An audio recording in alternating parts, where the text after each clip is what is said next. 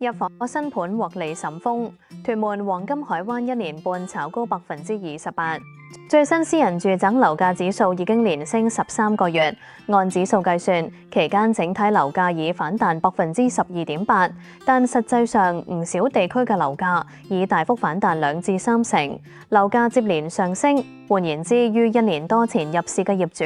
大多已經可以賺錢離場。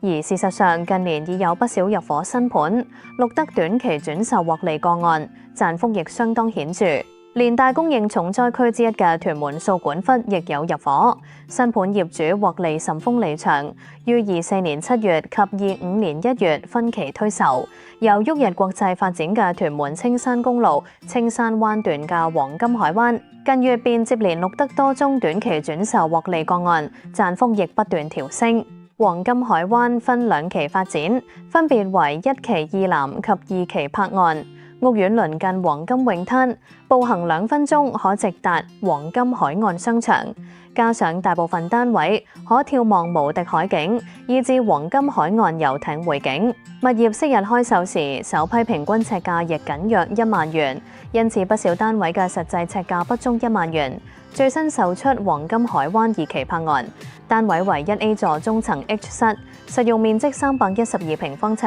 屬1房1廳間隔，望遠景。業主放盤不足1個月，原叫價390，輕微減價5萬元，即獲承接，減幅僅1.3%，成交價為385萬元，實用面積尺價達12,340元。業主於去年2025年1月先購入樓花單位，當時作價僅299.9萬元，持貨僅1年半至今轉售，帳面大幅獲利85.1萬元，單位期內顯著升值28%。